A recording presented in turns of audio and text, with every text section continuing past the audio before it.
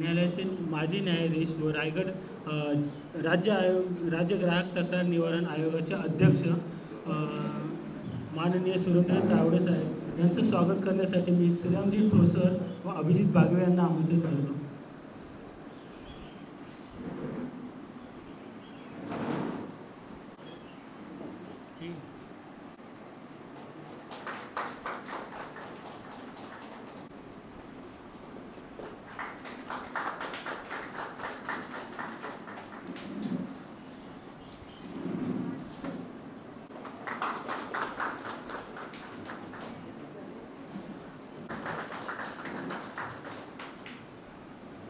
मी मखानी साहेबांना विनंती करतो.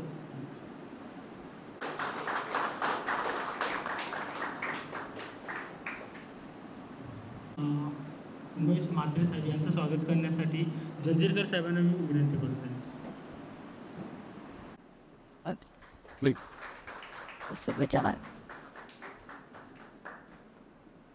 आनंद पाटील साहेब यांचं विनंती स्वागत करण्यासाठी मी निखिल चोरकर यांना विनंती करतो.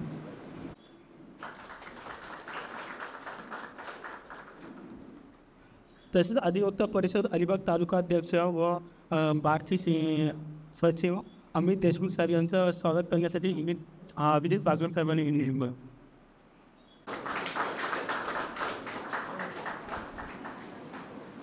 तसेच उपस्थित वरिष्ठ वकील मित्र यांचं स्वागत करतो. इथे आजच्या कार्यक्रमाचं मुख्य याच्याकडे बोलूया आपण.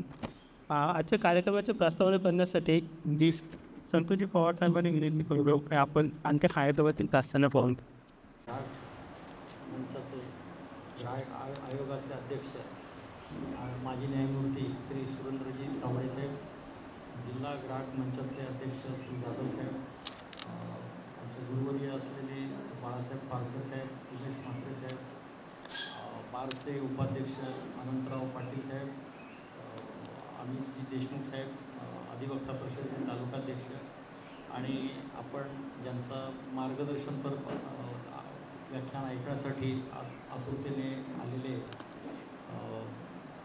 वकील बंधू आणि भगिनी.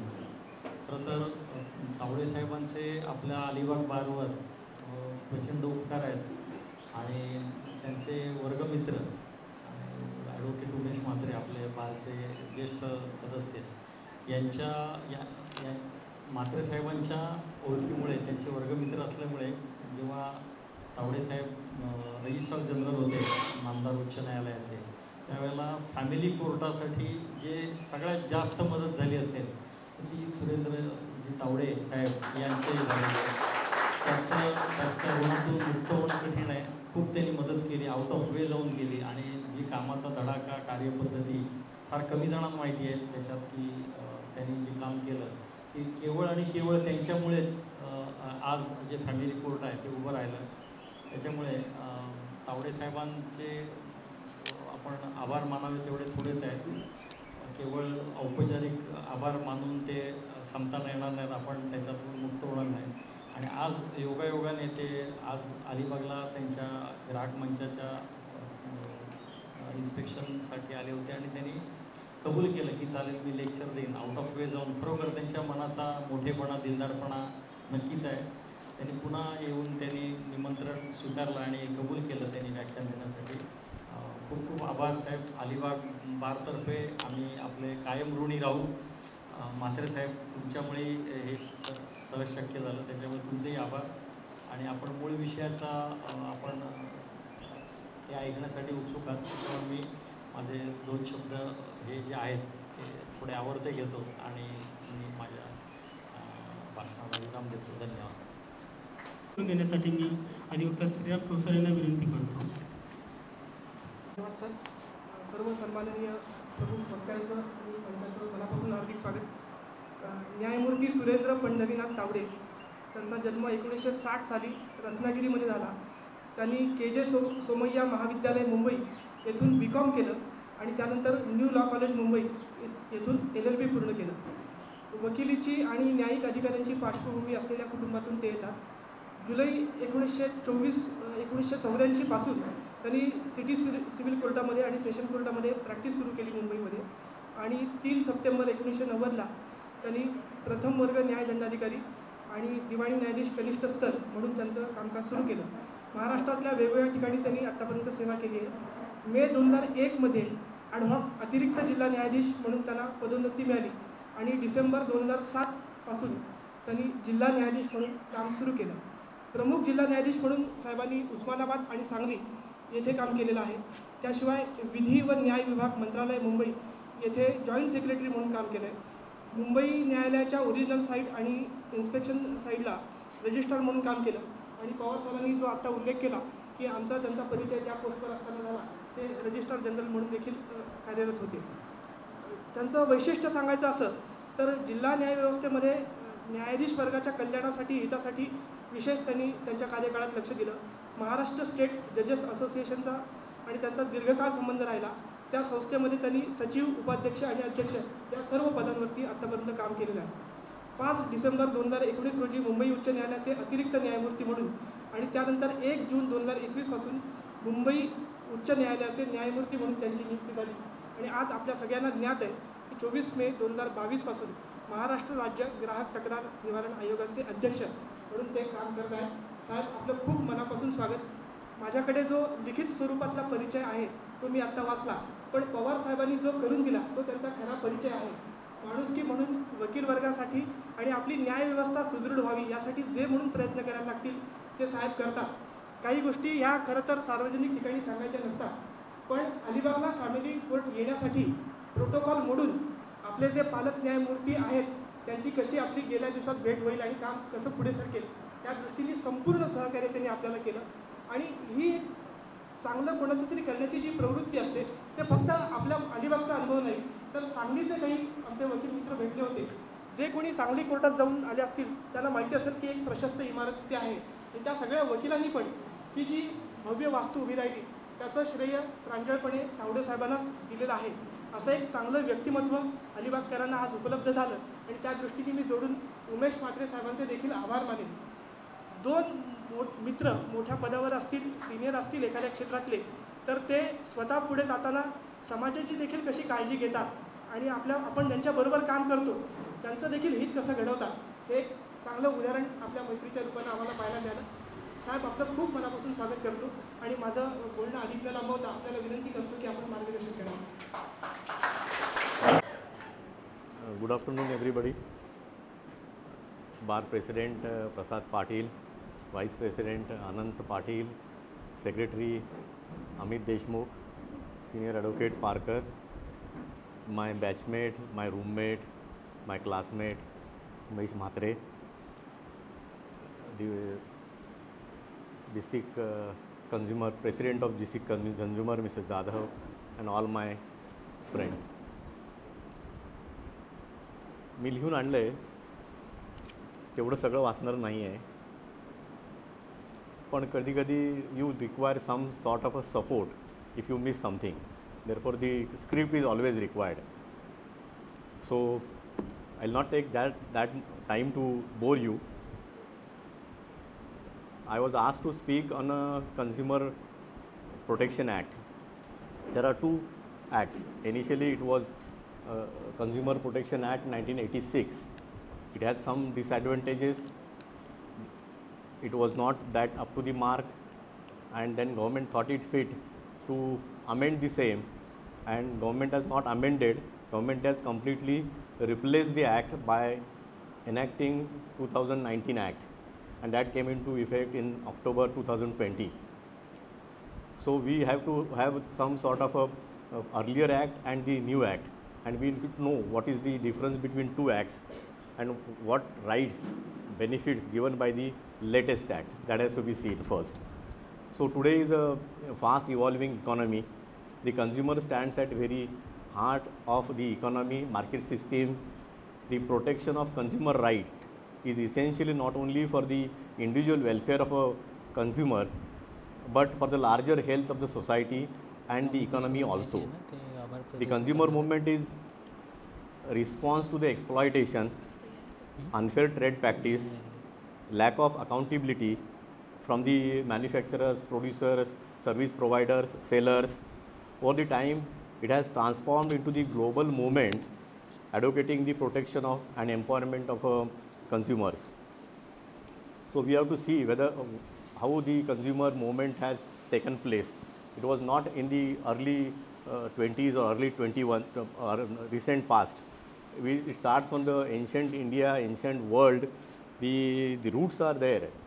So in ancient times, various societies had a measures to curb the unwanted practices of the then manufacturers or sellers. So in Babylonian society, there was a code of Hammurabi.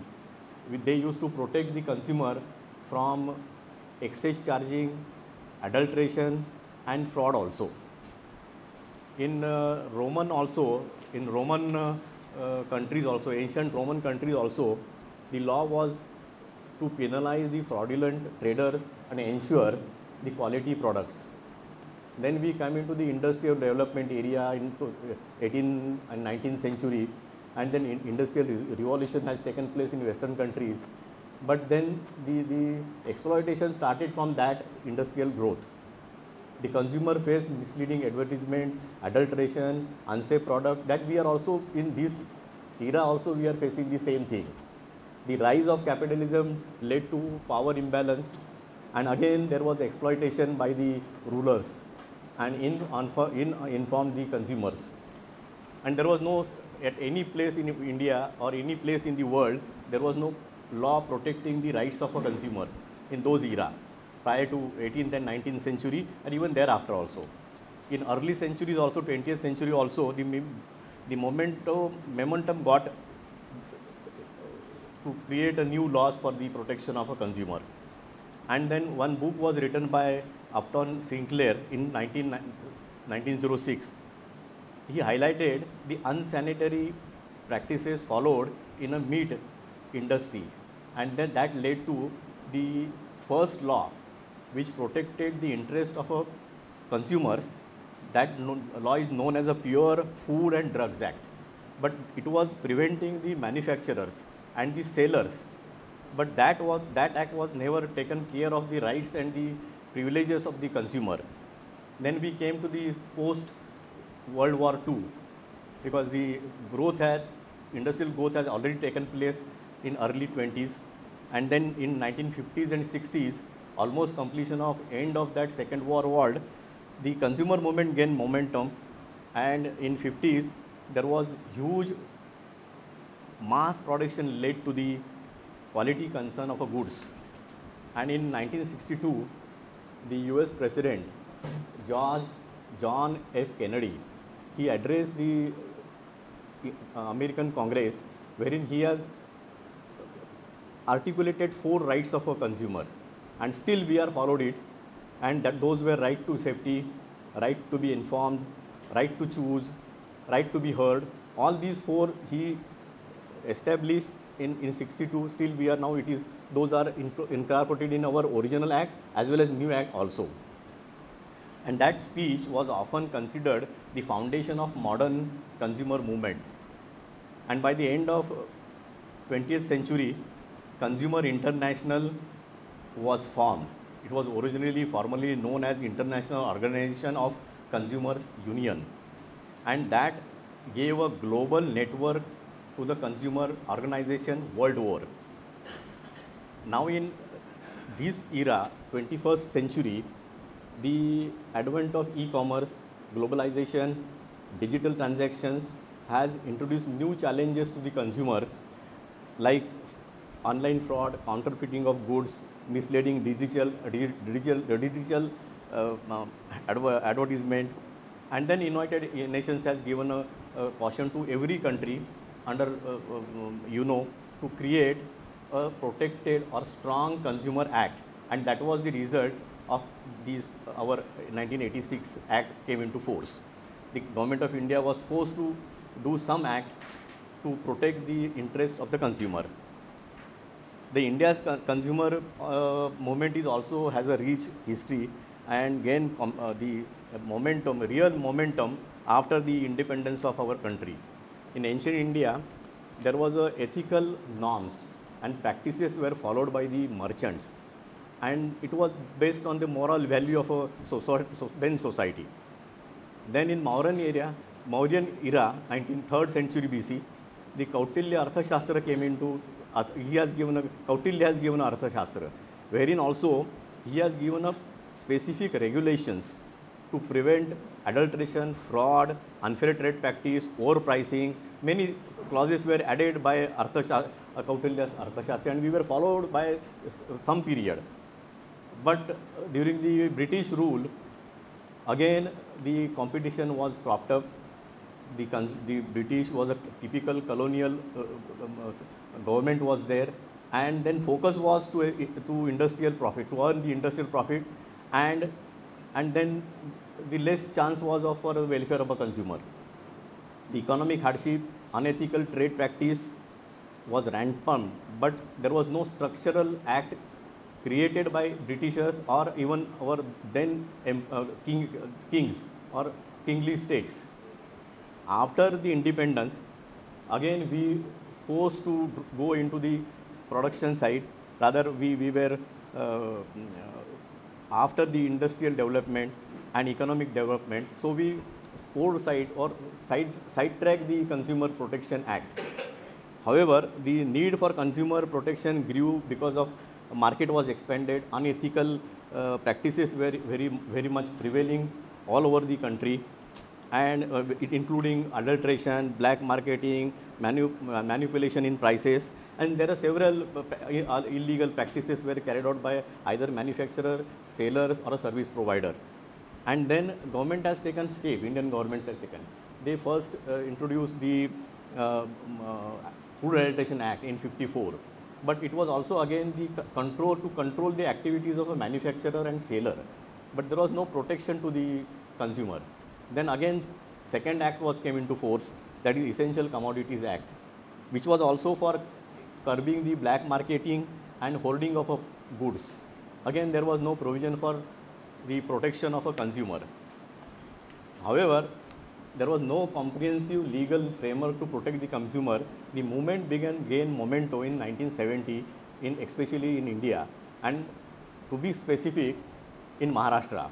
Bindu Madhav Joshi started his complete campaign against the creation of this act in 70 to 80, and then ultimately this 86 Act came into force.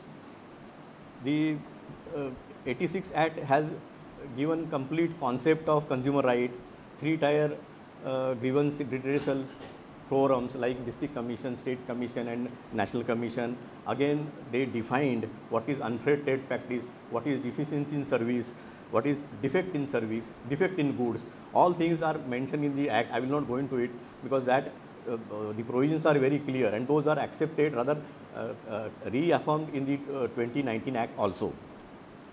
86 Act empowered the consumers to introduce legal system to seek justice. Earlier there was no system to deal with. They used to make a complaint to police or a collector or somebody, other authorities, but grievance was not that way being solved by those agencies. They were busy with some other activities also. So growth of a consumer movement started in after 1986. The consumer awareness grew up.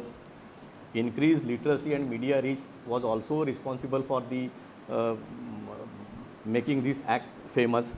Then activism by commercial organizations like Voice and other NGOs. Then proactive judiciary enforcing rights of a consumer under Article 21. Various judgments were passed, and those were part of a Consumer Act also nowadays. And then Consumer Act movement got momentum through campaign for fair pricing, product safety and information transparency. That was very important element in the latest Act of 2019. 2019 was Act created to protect the interests of consumers against the defect in goods and deficiency in service. Now we can file a complaint on only three grounds. One is unfair trade practice, deficiency in service and deficiency in goods. It also includes in deficiency in service also.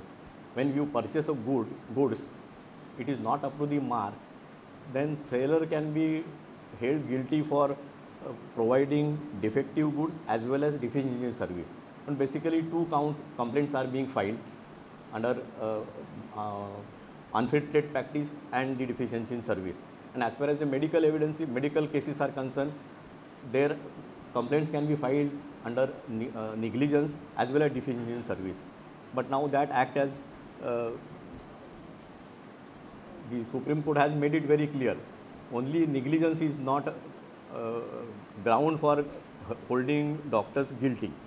There must be a gross negligence, and nowadays it is very difficult to prove the gross negligence of a doctor, because there is again J.K. Matthews case. Supreme Court says that you require, because we are not trained person to decide how the medical negligence can be determined or can be held. So we require to have a opinion of a panel constituted by government hospitals.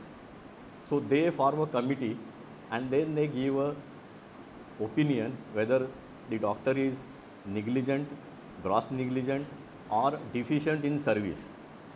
But my experience for last 3-4 years, it appears that not a single report I saw from the government board that holding doctor guilty. Yesterday I told, when Mr. Matre was there, that doctors were included under Consumer Forum Act, Consumer Protection Act, whereas lawyers are not. So they fought very nail to nail in Supreme Court, even recently about 6 months back also.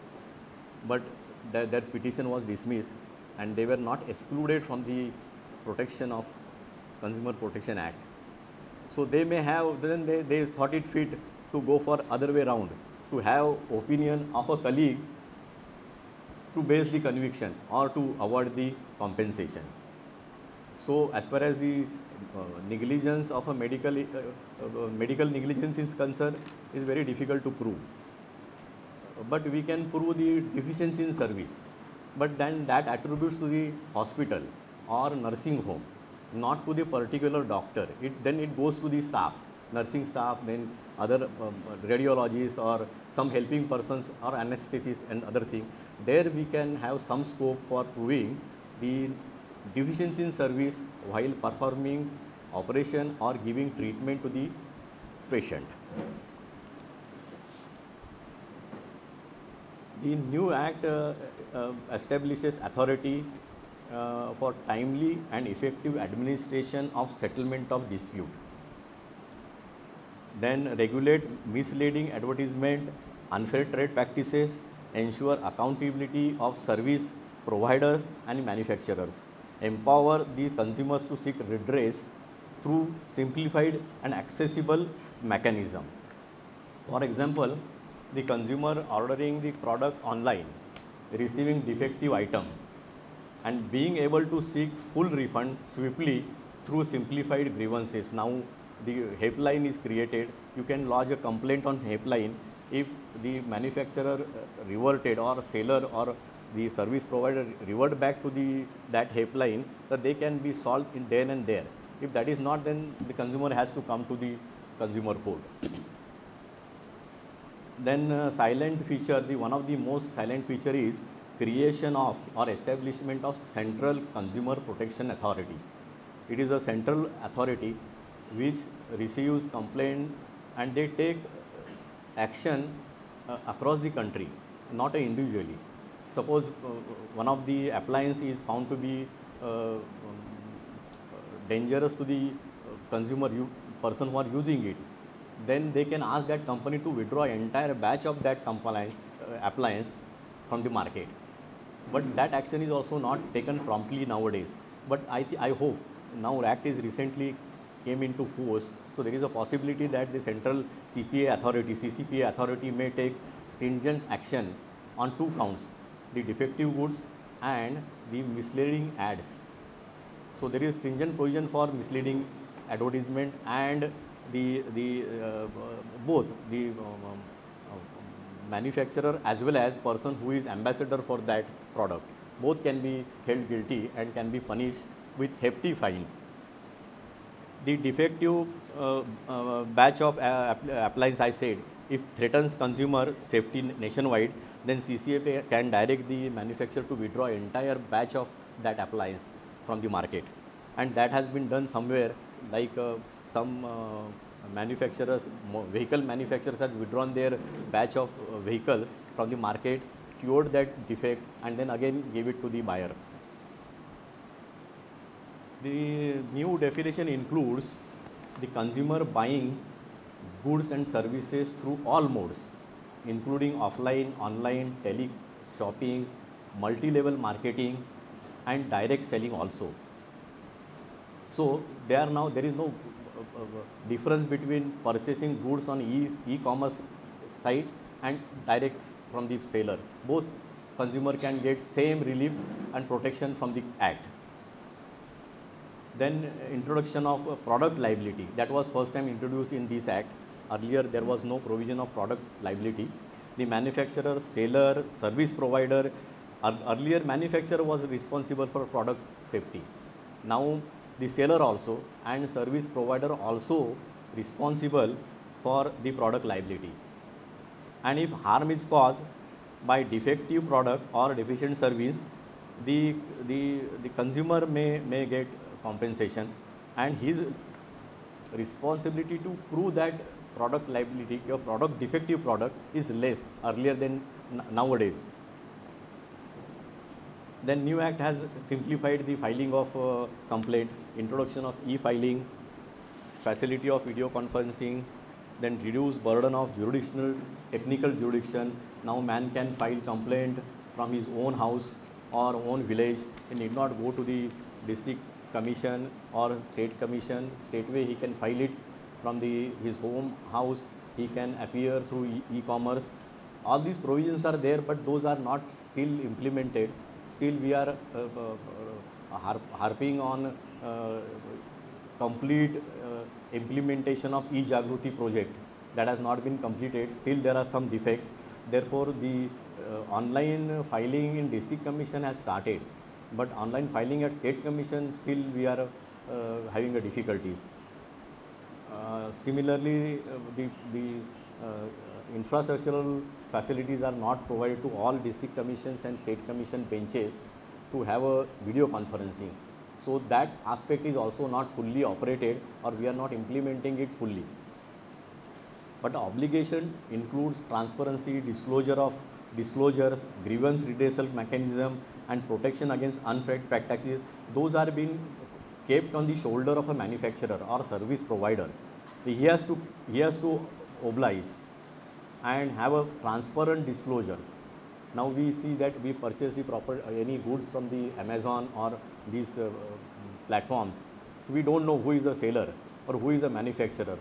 We go by only description of a property or a goods which we like, and then we order, we get it, and then after receiving the property or goods, we find that what is shown was not there.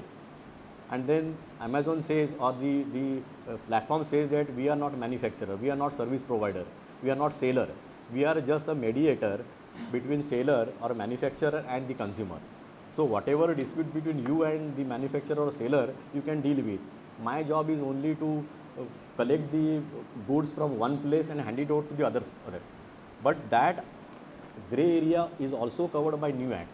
Now all service providers like Flipkart, then Amazon or any other, those are there, all are required to give seller's identity, manufacturer's identity. Only identity is not that way important.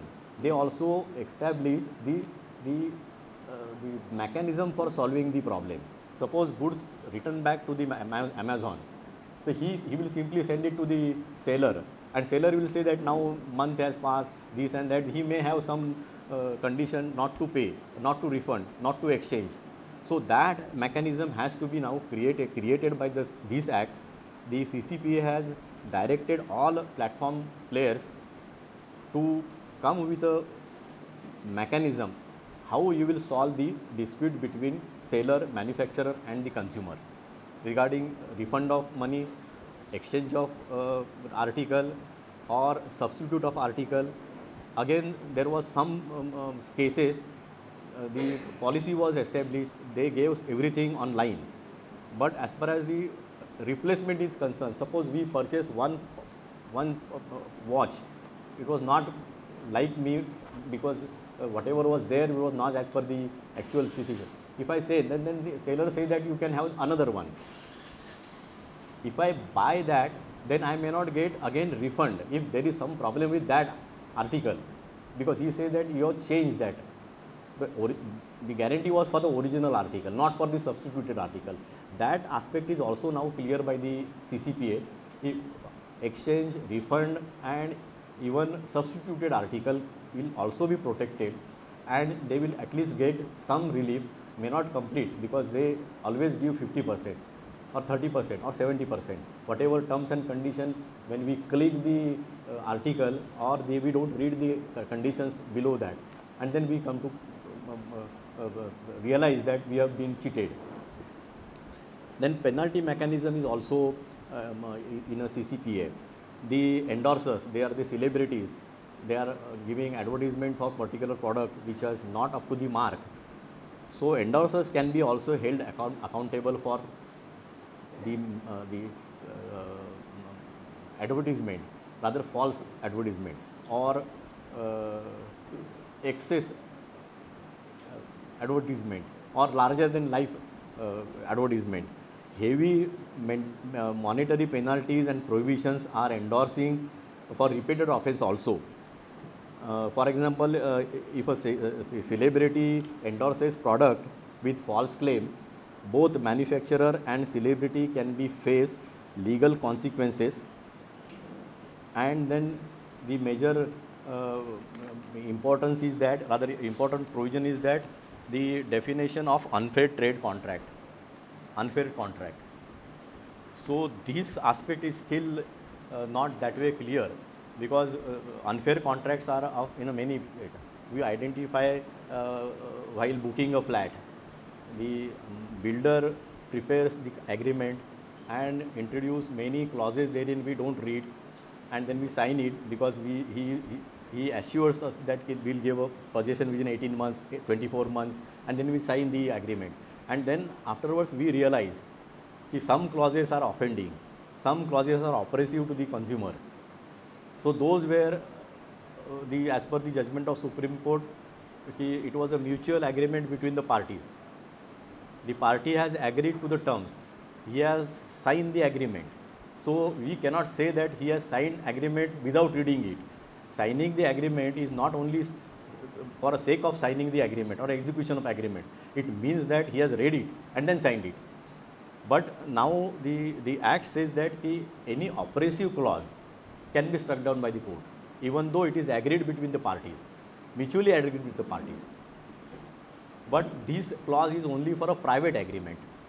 As far as the insurance agreements are concerned, it is always one-sided, and we don't read, and we take a casual approach. Say that the agent had come, he had ticked something, and then he asked me to sign, I signed it, and when you file a claim for compensation, then insurance company says that these are the clauses which you said no, yes, yes, or whatever answer you gave, those are against you. Therefore, we are liquidating your claim. So those, in that case, Supreme Court is very, very, very harsh. Supreme Court has number of judgments says that the insurance agreements are based on mutual faith. Both parties, because one party gives a faithful information, then insurance company will take a risk.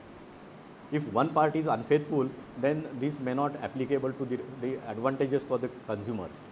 And then they are agreed between the parties, then court cannot rewrite the agreement. So their agreement, as far as the insurance agreements are concerned, there is no help of this act, because those agreements are always, but therefore we have to see the agreement, see the clauses and sign the agreement. Some of the cases are Supreme Court has carved out, just like suppose we take a medical insurance claim or medical policy. There are number of almost 30-35 clauses are there. Almost we write NA, need, no, not applicable like this, and then we sign it. So last, I think 10 to 15 clauses wherein they ask us our medical condition at the time of taking the insurance. Whether you have a BP, whether you have a hypertension, whether you have any other operation undergone, whether you were admitted in a hospital earlier to it, generally those are written as no, and then after some period the consumer files a complaint, says that I taken a insurance policy, but my claim was refuted for this reason, and those were not explained to me in proper condition. So there, suppose he had said he had no BP, he had no hypertension, and he had some operation for hernia or some other operation, so those clauses may not be affecting his contractual liability. So there exactly the consequences of those two items, because BP and diabetes, though both are inviting the trouble from the other diseases. So these hernia and other things may not be directly related to the blood pressure or diabetes. So those claims can be settled, can be repaid to the, there are some judgment to that effect. So, but the thing is that unfair contracts are being introduced almost in every contract, every transaction, but party has to see it, read it properly, and then sign it. I said that most of the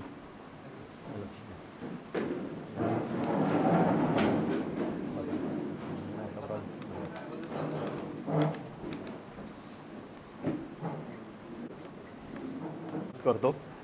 He's also my close friend. We worked together for years, and he's from my native place. So we have a double relation. Now I was on a point of oppressive, one-sided, unfair contract. Suppose the example is that if gym membership agreement denies refund if services are unavailable, while you becoming member, they say we have got these facilities, and for which we are charging, and suppose 2-3 services are not there, then they say that they were not there, we are not giving you. But that is also one-sided agreement, and then the club or a gymnasium can be forced to enforce. They can be directed to provide some substitute service. If swimming is not there, some other service they can provide. Then I say that the Consumer Protection, Central Consumer Protection Authority is a body. The unique provision is that they have given a power to investigate the claim or investigate the complaint, and also given a power to convict them. म्हणजे पोलिसांना दोन्ही अधिकार दिले, investigation पण करा आणि शिक्षा पण द्या. So sort of a CCPA was given this, is a unique one. They can investigate and even they can punish the wrongdoer, and they always do investigation of the defect in product, but they do it on a large scale level. Some medicines are substandard. If they notice that one of the medicine of one of the companies is substandard, they can direct them to withdraw. If that is not withdrawn, entire batch should be withdrawn. If not withdrawn, then CCPA can put a penalty on them, and for that they investigate first whether the goods are defective or not, and they carry out even technical investigation also, chemical examination also, and then they take a decision. Either way, either withdrawal or both, withdrawal as well as penalty. And then that penalty is depend on the product liability also. Introduction of separate chapter dealing with product liability for a defective product as well as deficient in service, deficient services. Those can be also dealt with by the CCPA. Then new act as also for earlier act, 3-tier system is created. That was reaffirmed in the new act also, but only they have increased the pecuniary jurisdiction of a district commission, state commission, and the national commission. matter claims up to 50,000, 50 lakhs can be filed in the district commission, above 50 lakhs up to 2 crores claims can be filed in the state commission, and about 2 crores it can be filed before the national commission. And then in all these commissions, the complaints can be filed electronically. Even complaint as well as the all documents also can be uploaded on a site. But I said that system is still not working efficiently. The National Information Center (NIC) is very taking steps for making the system very effective and productive one. But still they have not got the good results. Then first time the mediation was introduced in Consumer Act, Consumer Protection Act. Earlier the district commission member president used to call the parties and they used to settle, mediate and settle. But there was no official recognition to that system. Now that has been created in new act, the mediation was introduced. And SAIL, again the voluntary mediation centers established. The act says that it should be established. I just saw the district commission, there is one room, small room of 10 by 10 for the mediation cell. But problem is that there is no funding for these mediators. Some lawyers they can do pro bono work for mediation, but you cannot always ask the lawyer to do free work. So there must be, just like DLSA does. DLSA pays some fee to the mediator or arbitrator under their scheme. That is not been implemented, and even government has not created any fund for mediation. So the mediation provision is there, but it is not that way effectively implemented all over Maharashtra. I hope that some rules may be framed within short period, and this system mediation process may go very efficiently for a small dispute or dispute which can be solved between the parties across the table. The mediation chapter is created in new act, but they had a reservation regarding medical claims. There is complete bar of mediation for consumer disputes, rather medical disputes. I don't know why. Almost doctors are ready to pay, even if complainant asks for 5 lakhs, they pay 7 lakhs and they get rid of it because they don't want to spend their time in the court, because it takes at least 3 years for district commission, another 3-4 years in the state commission and then national commission. So instead of that, they are ready to pay the amount which is claimed. Even they are ready to pay more amount claimed by the complainant, and that process they are excluded from this act. Therefore, in Bombay, in Nanavati Hospital, Dr. Surendra Kapoor, he started his own mediation amongst the doctors. Whenever doctor get some sort of a doubt that this man go or this patient may go for consumer court, then they catch him there, they call in the chamber, they do all extensive mediation and they pay like this.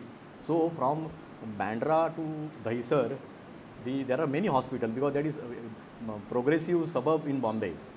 But the filing of complaint against doctors are negligible, 1 or 2 in a year. Rest of the claims, medical disputes are solved by their own body. All India Medical Association, Bombay Medical Association, what they have some name. So this Kapoor, Dr. Kapoor does all these things. He was earlier well-known surgeon. Then sometimes he used to appear for medical institutions also. But due to now age, he is over 75.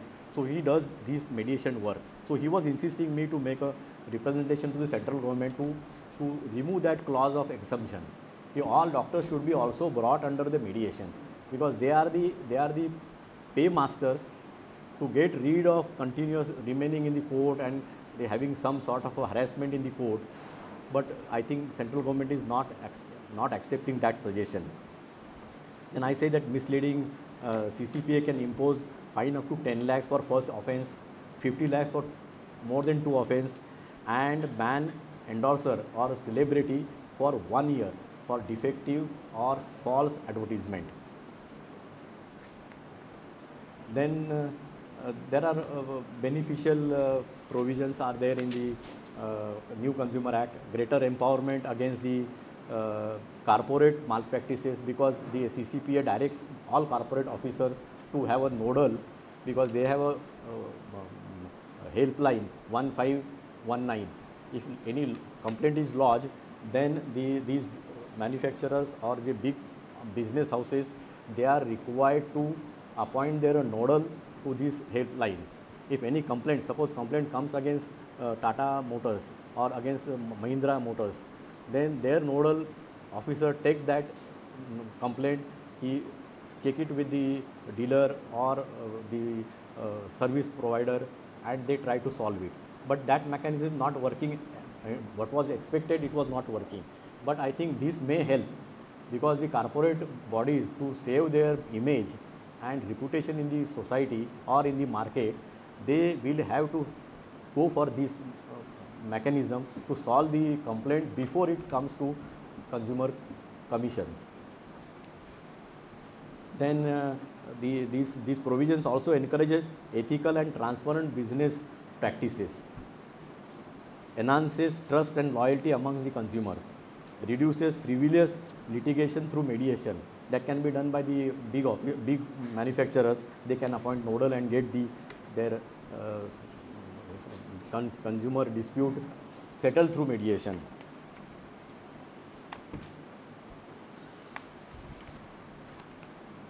Then for the society is concerned, it promotes transparency, honesty, fairness in the commercial transaction, contribute to culture of legal awareness and responsible commerce. And then there are landmark judgment of Maggi noodles, whereby the CCPA has directed Maggi to withdraw one batch of Maggi, wherein the lead contents was more than the prescribed limit. And then there was Amazon accountability case, where the court has directed Amazon platform to give details of manufacturers, sellers and service providers on the site itself with all details. So that was the first point in time. Then Coca-Cola Health, wherein the Coca-Cola has given a false advertisement of health drink, that was curbed. The advertisement was allowed, directed to be withdrawn from in the site. Then enforcement of Act's commitment to preventing misleading advertisement. So the last part was is that the e-Jagruti, which is not completely implemented. It was launched on 24th of December 2024 at Delhi on a National Consumer Day. But last 4 months there is no progress. Some part of that e-Jagruti is now working, but major part is not working, which is helpful to all of us, because it has got a online case registration, cause list production, then access to judgment and limited tracking. It was in original component. So this was not proper, rather it was not helpful to us in now new online business or online commercial activity of a consumer. So that for this reason, because of drawback of component, the new Jagruti, e-Jagruti was introduced. And e-Jagruti means electronic judicial acceleration for grievance redressal in trade and commerce inquiries. And if you read the features, they are very delighted. But unfortunately, those are not being implemented yet. I hope that within a couple of months, the entire e-Jagruti project, rather that software would be operational to the help of for our help. The first feature is the simple e-filing process. Consumer can register cases entirely online, easy to use portal. Then hearing can be done on a virtually of from any part of a country. Then update on filing status, next date of hearing. If any order is passed, you can read it from the site or the e-Jagruti platform. Then artificial intelligence based dashboard, you can search it from other forum also. And a smart dashboard, it is not still operated, but their site shows that way. If it is implemented 100%, then it will help us like anything. The smart dashboard that help monitor case pending, category of cases, generate useful analytics, then cases suitable for amicable mediation can be diverted to the mediation cell, because AI technique is used there. AI reads the complaint and then it decides whether it can be settled in mediation. Then that case can immediately withdrawn from the regular board and kept in the mediation list, and then mediator should go on with the mediation process. But that is also not implemented. Then centralized national consumer helpline that I said is created, and then you can place a grievance on that helpline, and then the person sitting in operating that helpline can send the complaint to concerned manufacturer or seller or service provider and get the reply, and if it is settled, then complaint can be settled. Otherwise they will direct the consumer to go for consumer redressal system, and either in the district commission, state commission or national commission. So silent features are there. Act is good, but I think it is hurriedly drafted. Hurriedly introduced. Even the e-Jagruti was also clicked. It was open to people, but it is not in complete sense. So some sort of haste came into the way. Otherwise, this e-Jagruti is good. The act is good. Only thing is that we have to how to use those provisions for the beneficial for the consumer. It's a relevant provisions. So we forget the law. Why this forum was created? Consumer forum was created because everything is summary in nature. So no evidence is required. They only ask, you see that only affidavits should file, and hardly 10% matters the other side cross-examines the complainant. So everything is on a affirmation, and we'll have to see only what is the dispute and what is the defense taken by the other side, and then court has to decide. The formula is very easy for reading purpose, but nowadays we saw complaint running in 20 pages, 30 pages, 40 pages for simple reason.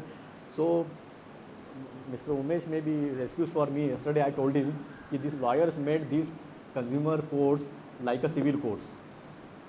They file WS, if complaint is 25 pages, WS would be 40 pages. And then they mangle the things in so critical way that nothing.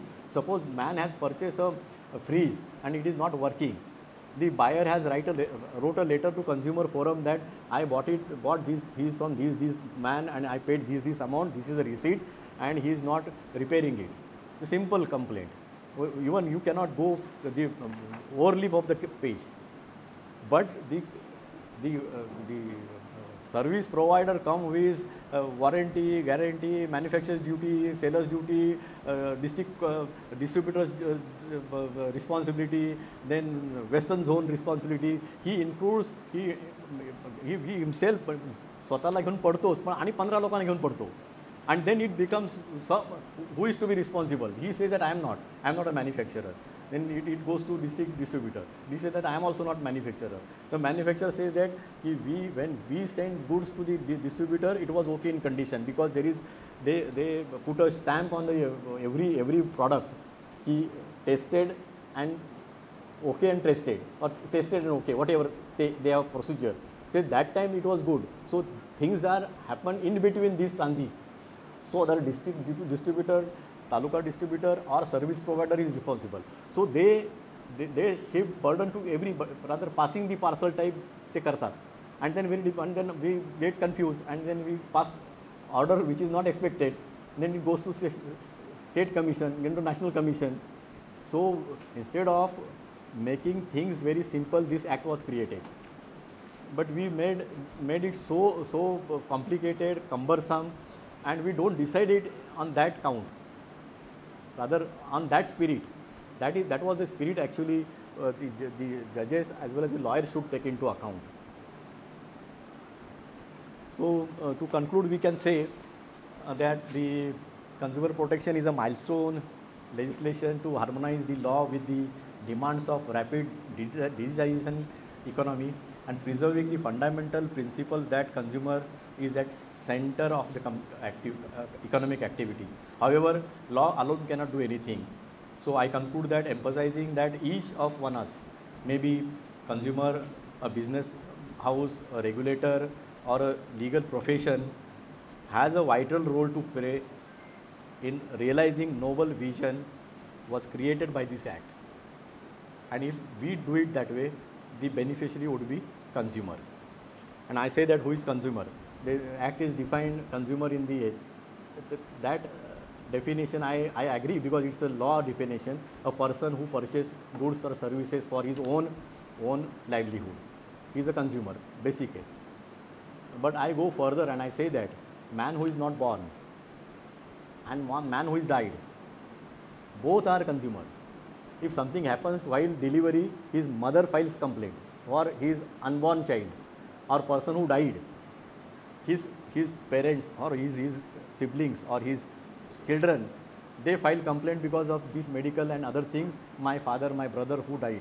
So man who not born and man who died are also consumer, including the consumer defined by the Consumer Protection Act. Thank you very much. Explaining it a lot, so it's intelligent. And so also party like or something or society assembled in this road as I mean I paid me one day. Not so that's another like that. The open setting isn't the summer study for some hours is that at point to be at 7 minutes. It is on our go unusing like because of I don't know that the marginal victim is so upon of it so to read that's like that I want to talk if I I'm so done up on person that the long button that I have to that head at the back of the line. You have to decide what happened perfections that granted as ever she turns up on quite should got up this everything was happened to a big setting. Well, and I put it on I do this hunt better to speak. I do that for a side was print baby, I heard the number stable. That's it. After that, so I that's scratch. So Digna and September time is nothing else. I do solving side. The talk will do that just solving them as a thing. For like that. I do suppose to kind of bit so it's a very routine. And the citation for what's a personal in such a level of many parts Japan. Yeah, quick. पहिलाच कार्यक्रम आहे ना. अध्यक्ष श्री तावडे साहेब हे विनंतीला मागणी इथे आले आणि सगळ्यांना अत्यंत सोप्या भाषेमध्ये ग्राहक संरक्षण कायद्यावरती त्यांनी मार्गदर्शन केलं त्याबद्दल मी आपले आभार मानतो. जिल्ह्याचे प्रमुख जिल्हा व सत्र न्यायाधीश श्री सावंत साहेब येथे आले त्याबद्दल त्यांचे मी आभार मानतो. तसंच जिल्हा ग्राहक तक्रार निवारण मंचाचे अध्यक्ष श्री जाधव साहेब हे आज येथे आले त्याबद्दल मी त्यांचा आभार मानतो. ज्येष्ठ वकील श्री पारकर साहेब, ज्येष्ठ वकील श्री म्हात्रे साहेब, तसेच जिल्हा सरकारी वकील तथा जिल्हाध्यक्ष अधिवक्ता परिषदेचे पवार साहेब, भारतचे उपाध्यक्ष श्री पाटील साहेब, ज्येष्ठ वकील नाईक साहेब आणि इतर सर्व वकील बंधू भगिनी इथे आल्या आणि या कार्यक्रमाची शोभा वाढवली त्याबद्दल मी आपल्या सगळ्यांचे आभार मानतो. आजचं हे व्हिडिओ शूटिंगचं जे संदेश फोटोग्राफर यांनी उपलब्ध करून दिलेलं त्याबद्दल त्यांचे पण आभार मानतो.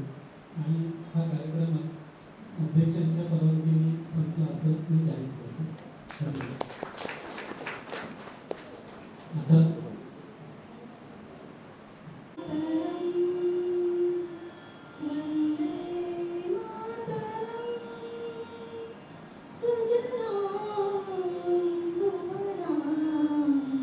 मलयज शीतला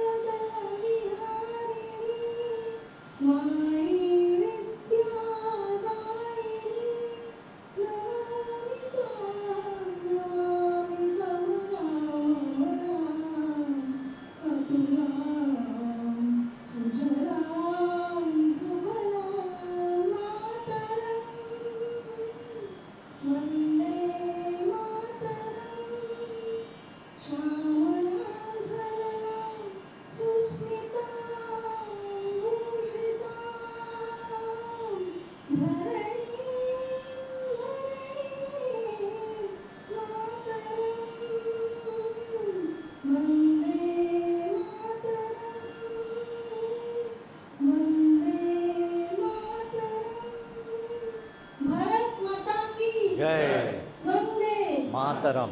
हरे कृष्ण.